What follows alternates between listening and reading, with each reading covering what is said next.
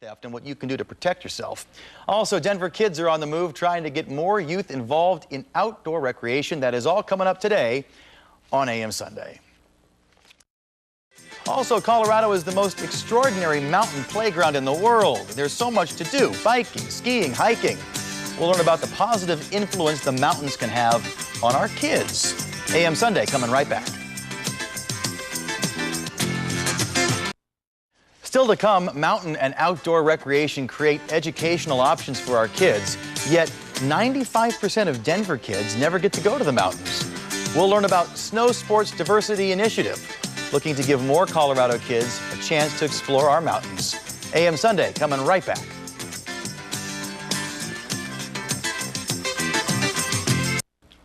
Welcome back. High school dropout rates are at an all-time high. Colorado is also suffering from the epidemic with a 72% Latino dropout rate in our own Summit County.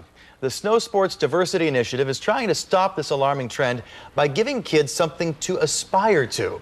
Today we have Roberto Moreno, the president and founder of ALPINO, to tell us more. Thank you so much, Roberto, for being here. Well, thanks for having me. And thanks for wearing white socks to match mine. We're not supposed to show them my white socks, Roberto, for heaven's sake. Hey, it was a lot of fun. I moved to Colorado about a year ago, and one of the joys of being out here were all the mountain activities. It's gorgeous, gorgeous Rocky Mountains.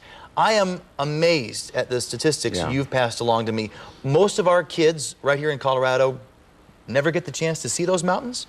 Yeah, and it surprises a lot of people because obviously we live in a state that's defined by its mountains. Anywhere you look, everybody's license plate, our airport, I simply look west, there are the Rocky Mountains.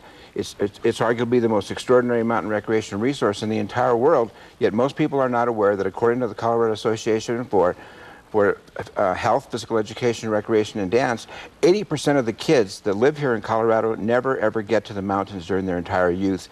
And we believe that figure may be between 90 and 95% for Denver kids.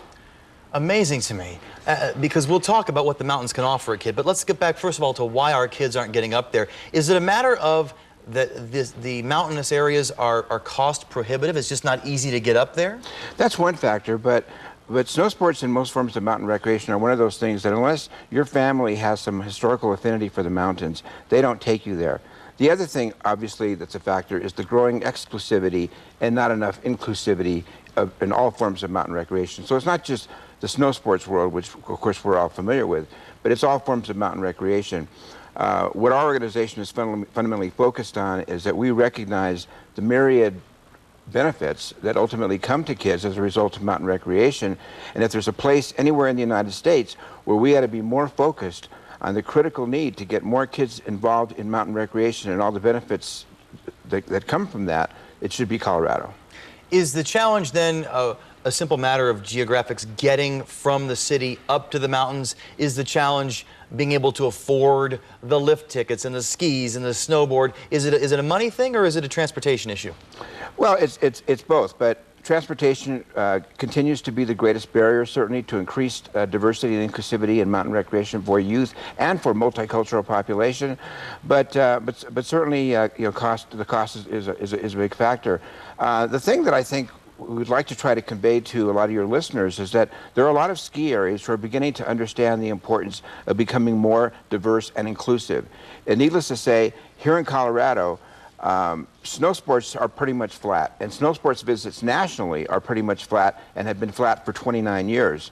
In spite of a slight bump to 58 million visits, for example, on a national basis last ski season, the actual number of snow sports participants in the United States actually fell from 10.8 to 10.5 million.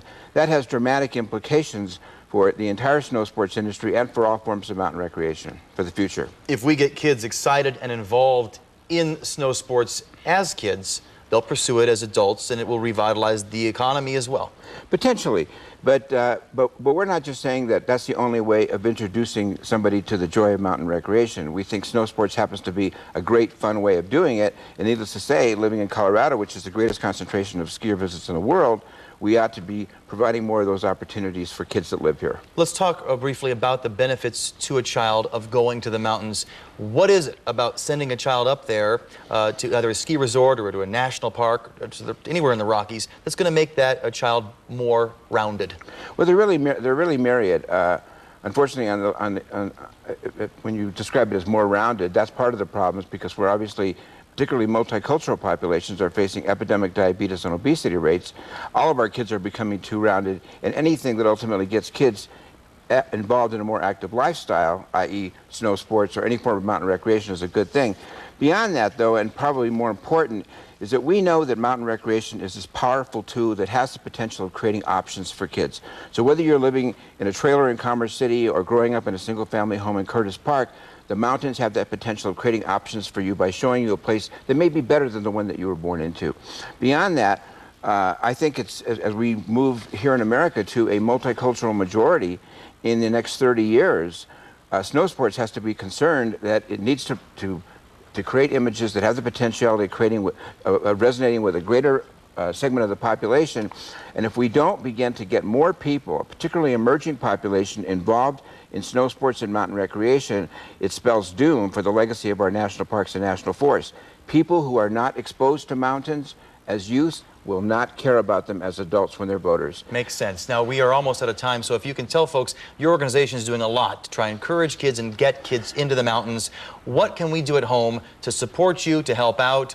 Is there a website or a number or an event that we can get involved in to really help what you're doing? Certainly. We would encourage everybody, all your listeners, to go to our website at www.alpino.org, and please give us a call at 303-534-8800. On October the 6th, we're holding a first time coming together Snow Sports Opportunity Day March and Teach-In at the REI flagship store. Starts at 4 o'clock at the RTD station. And ultimately, the idea is to raise public consciousness about this lack of inclusivity, youth inclusivity in mountain recreation. Roberto, thank you so much for coming on the show. Thanks for having me. Great work. Good luck to you and to the kids. We are out of time. Join us again each Sunday morning as we take a closer look at the issues affecting you. And a remote control reminder, News 2 keeps you informed of all the day's events, weekdays from 5 to 9 a.m. on News 2 this morning. And then again, News 2 at 11.